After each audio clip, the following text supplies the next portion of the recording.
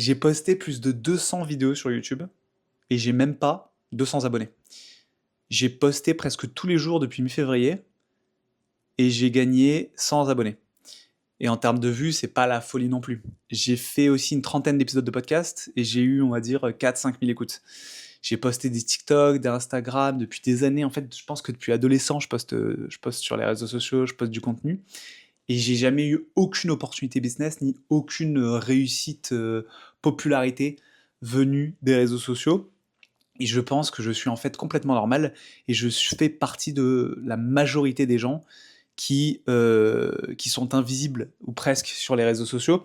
Donc c'est de ça que j'aimerais parler aujourd'hui. J'aimerais parler de ce biais qui fait que on a l'impression d'être des merdes, même si on se donne à fond sur les réseaux sociaux. Et j'aimerais expliquer pourquoi on n'est pas des merdes du tout et pourquoi c'est pas très grave de ne pas réussir sur YouTube. Et j'aimerais même parler de quelles ont été les leçons que j'en ai retirées de pas vraiment réussir sur YouTube et pourquoi ça me tracasse. Donc déjà, premièrement, ce que j'ai remarqué, c'est que moi, je fais des vidéos qui me prennent des jours parfois, le temps d'y réfléchir, de me renseigner sur les sujets, qui font des flops totales à 10 vues, et parfois je prends mon téléphone, je le mets comme ça, je me filme et je raconte un truc qui me passe par la tête, et je fais beaucoup plus de vues, et il y a une autre personne qui filme son matcha et qui fait des milliers et des milliards de vues. Donc vraiment, il n'y a aucune règle de comment fonctionne l'algorithme ou quoi. Il y a plein de gens qui nous vendent des formations de savoir comment fonctionne ci, comment fonctionne ça. Les gens essaient de faire des théories, essaient de- d'organiser leur cerveau et organiser la réussite et faire un process sur un truc que personne ne comprend, en vrai. Il y a que Google, TikTok, Meta qui savent comment marchent leurs algorithmes, mais personne d'autre ne le sait. Donc c'est assez marrant de voir toutes les histoires qui sont racontées et toutes les formations qui sont vendues par des gens qui ne peuvent pas savoir comment fonctionne l'algorithme et qui prennent juste leur expérience personnelle comme source d'explication pour la réussite. Ensuite, j'ai remarqué un truc, j'ai remarqué qu'il y a plus de 500 heures de contenu qui sont téléchargés toutes les minutes sur YouTube. Plus de 500 heures de contenu tous les jours qui sont mis sur YouTube. C'est énorme. C'est-à-dire que moi, là, ma petite vidéo de 10 minutes, là, ou 20 minutes, je sais pas combien de temps elle va durer, ça représente une pacotille, une petite goutte d'eau dans l'océan de YouTube. Vraiment, ça représente rien du tout. Et en plus de ça, je parle français. Donc moi, il n'y a pas grand monde qui va pouvoir m'écouter. Alors que si je parle anglais, je pourrais déjà atteindre beaucoup plus de monde. Et pourtant, et je trouve que ce qui est frustrant, c'est que parmi ces 500 heures de contenu, il y a on voit juste une partie émerger de l'iceberg. Je pense qu'il y a 1% maximum des créateurs de contenu, ou voire moins, et des créatrices de contenu, qui représentent 99% de ce qu'on voit. Genre, c'est une absurdité statistique. Il y a juste un tout petit nombre de personnes qui font la grande, grande majorité des vues sur YouTube. Donc c'est ce qu'on appelle des survivants, hein, des gens qui ont réussi sur YouTube. C'est là qu'on va parler de biais du survivant. Et je pense que du coup, ça mène à beaucoup d'anxiété pour les plus jeunes. Pour moi aussi, ça m'a mené à de l'anxiété, vraiment. Je me suis souvent dit, putain, mais je suis une merde. J'arrive vraiment pas à faire fonctionner mes vidéos. Jusqu'à encore il y a quelques semaines, hein, je me disais, mais c'est pas possible. Je fais des vidéos qui sont intéressantes quand même. C'est plus intéressant que filmer un matcha. Mais ça marche pas. Et je remarque qu'avant, enfin avant que les réseaux sociaux arrivent, on se comparait aux gens de notre entourage, on se comparait à notre communauté proche. Donc ça peut être le voisinage, les amis, la famille. Aujourd'hui, on se compare à des gens qu'on voit principalement sur Internet. On passe quoi, 4 heures par jour sur les réseaux, sur Internet, enfin sur le téléphone. Donc on se compare à tous ces gens qu'on voit énormément sur les réseaux sociaux, qui va être l'entrepreneur de 23 ans qui vit à Dubaï et qui se fait 200 000 dollars par mois à vendre des formations en ligne. L'autre qui a une super idée business improbable qui fonctionne du tonnerre. Pareil, moi j'avais vu beaucoup les vidéos de gens qui font aucun montage, qui font rien, qui font des trucs très artisanal et qui se retrouvent à faire des millions de vues d'un coup. C'est exactement ce que je fais. Moi, il n'y a pas de montage, il n'y a rien, mais pourtant je fais pas des millions de vues d'un coup. On se compare à ces gens qui font des super morning routines à Bali et qui font des documentaires sur Netflix. Donc on peut se comparer aux gens beaucoup plus exceptionnels. Enfin, on peut se comparer en fait à tous les gens qui sont visibles sur Internet, et tous ces gens visibles, ce sont des gens exceptionnels. C'est pas la normalité. Et sauf qu'il y a beaucoup plus de chances qu'on soit normal plutôt qu'on soit exceptionnel, hein, par définition. Et Internet a transformé ces anomalies, ces gens exceptionnels, en décor de fond de notre journée. On s'assoit sur les toilettes, on scroll, on voit que des gens incroyables. On allume YouTube en mangeant, on voit que des gens incroyables. On discute avec nos amis, on discute de quoi? De ce qu'on voit sur les réseaux, et ce qu'on voit sur les réseaux, c'est des gens exceptionnels. Donc on est vraiment entouré de ces choses exceptionnelles, de ces anomalies, qui peuvent nous faire perdre confiance en nous, alors qu'en fait, il n'y a pas de raison de perdre confiance en nous, euh, parce que tout simplement, on est normaux, quoi. On est comme tout le monde. C'est plus dur pour certaines personnes, et c'est plus dur en fait pour la grande majorité des gens de se rendre visible sur les réseaux sociaux, de faire des business qui fonctionnent du tonnerre, d'être connu tout simplement en ligne. Et là, à quel point je vois qu'on a modifié notre perception du réel, comme je disais, c'est que ces gens qui ont réussi ensuite sur les réseaux sociaux veulent nous expliquer après coup, après qu'ils aient réussi, comment ils ont réussi. Donc en fait, ils réussissent sur YouTube ou sur les réseaux sociaux, et ensuite ils retournent en arrière pour dire ah bah oui j'ai réussi parce que j'étais motivé, parce que j'avais de la volonté, parce que j'ai posté régulièrement, je me suis jamais arrêté, parce que j'avais des façons d'écrire mes miniatures, des façons de faire mes miniatures YouTube, des façons d'écrire les titres de mes vidéos de telle ou telle manière.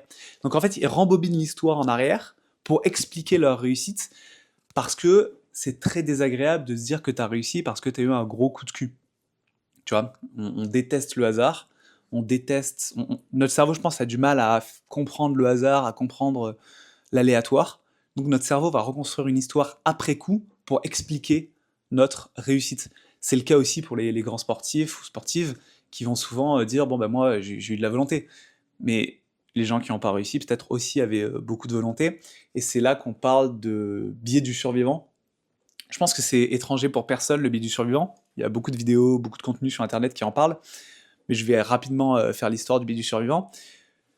Pendant la Seconde Guerre mondiale, je crois, il y a des avions donc qui partaient à la guerre, et tous les avions qui revenaient, les ingénieurs regardaient où c'est qu'il y avait eu les impacts de balles pour renforcer ces parties-là de l'avion, pour être sûr que les balles fassent pas de mal aux avions.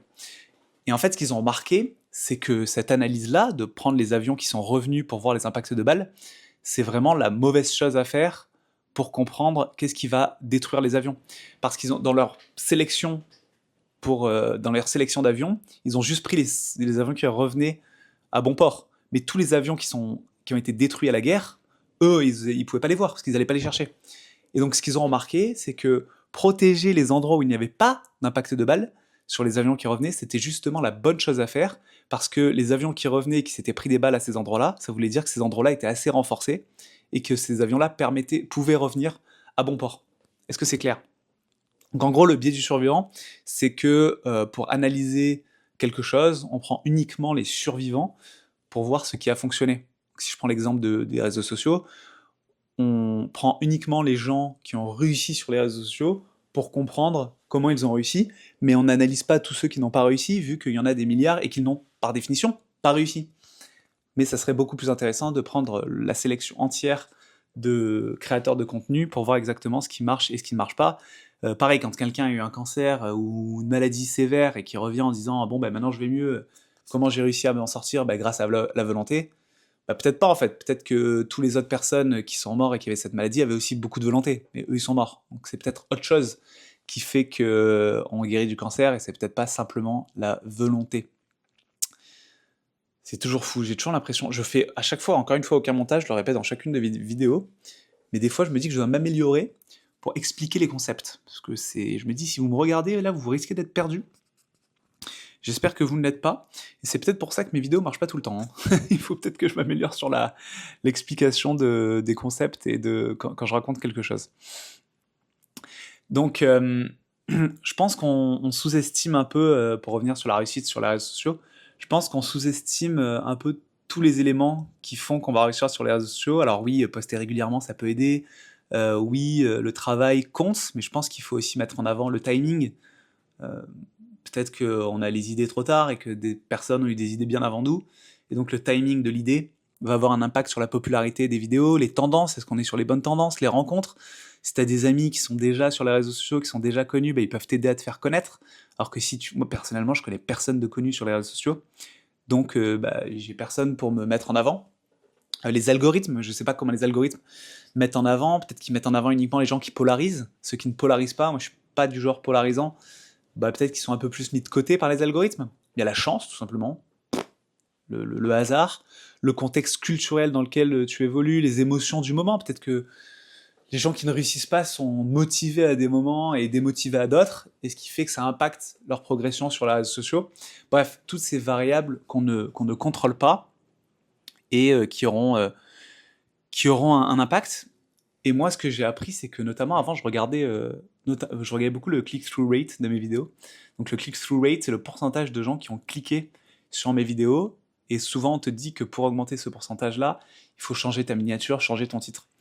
Et ça me faisait chier de ouf de faire des miniatures qui augmentaient. Enfin, en fait, j'avais aucun process clair pour savoir ce qui marchait et ce qui marchait pas. Des fois, il y avait des miniatures pourries qui fonctionnaient, des miniatures pas pourries qui fonctionnaient pas. Je prenais du temps pour faire une miniature, ça marchait pas. Je prenais pas de temps pour faire une miniature, ça marchait.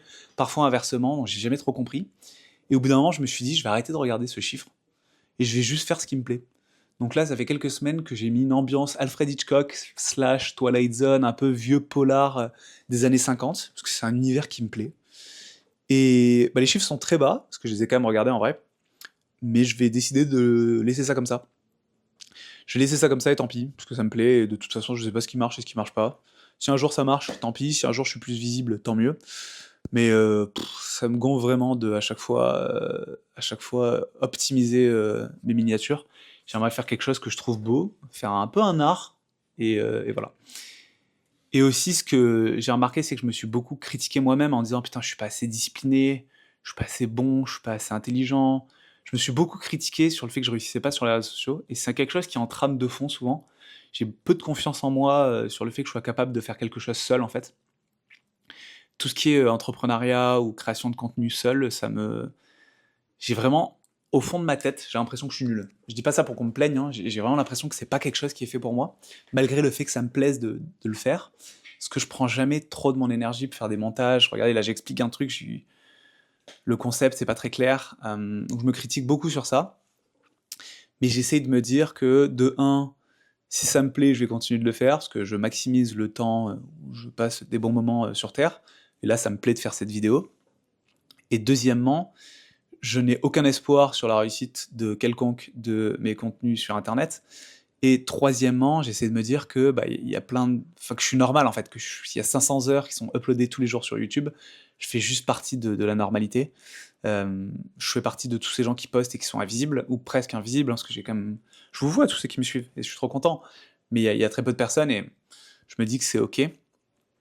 Donc c'est ça que j'essaie de me dire pour essayer de me rationaliser un peu mes pensées anxieuses autour de mes capacités à faire des choses seul.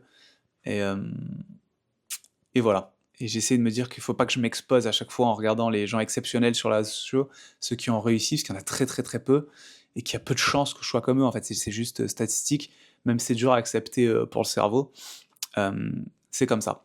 Et je trouve que ce qui est rassurant quand on pense comme ça, quand on comprend que le monde est beaucoup plus chaotique que ce qu'on a l'impression de voir, quand on comprend que la chance, l'aléatoire, qu'il y a plein de variables qui entrent en compte pour expliquer le succès, euh, bah on peut un peu se décharger la responsabilité, on peut se décharger la pression et se dire bon bah si je réussis pas, c'est pas forcément de ma faute, même si j'avais espoir que cette chaîne YouTube fonctionne, même si j'avais espoir que l'application que j'ai créée marche du tonnerre, euh, bah, je suis juste comme la plupart des gens, il y a plein de variables que je maîtrise pas, et donc c'est ok, c'est pas forcément ma faute que j'ai pas un succès de ouf. Et donc ça aide un peu à enlever la pression. Et honnêtement, je pense qu'il existe des gens brillants, disciplinés, sincères, créatifs, des arts, des gens qui font de l'art et qui sont merveilleux, mais qui sont complètement invisibles parce que Internet a décidé de ne jamais les montrer. Et donc je vais aussi peut-être partie de ces gens-là, qui sait? Peut-être que je suis un artiste incompris par les algorithmes. Ou peut-être que je serai compris dans pas longtemps. Ou peut-être pas. Je ne sais pas. C'était mes pensées du jour. Je vais revenir avec plus de vidéos. J'avoue que là, les 2 derniers jours, j'étais déshydraté en idées créatives. Même ce sujet-là, je voulais en parler, mais en même temps, je me suis dit, le biais du survivant, on en a beaucoup parlé quand même. Donc là, je suis content de parler à la caméra, mais c'était pas le sujet qui me faisait le plus kiffer. J'aimerais reprendre d'autres vidéos, d'autres sujets. Le sujet de la santé mentale, du burn-out, je pense que j'en ai beaucoup parlé. Il n'y a pas beaucoup d'évolution ces dernières semaines. C'est vrai que je continue à être comme d'hab, quoi. C'est pas la joie de ouf, c'est pas la tristesse de ouf. Je dors encore quand même beaucoup, là je fais des nuits de 9h30 toujours. Mais c'est stable quoi. Pas de crise d'angoisse. J'attends que le temps passe. C'est tout. C'est tout pour moi aujourd'hui. J'essaierai de revenir demain pour une nouvelle vidéo. En attendant, je vous dis ciao, bye.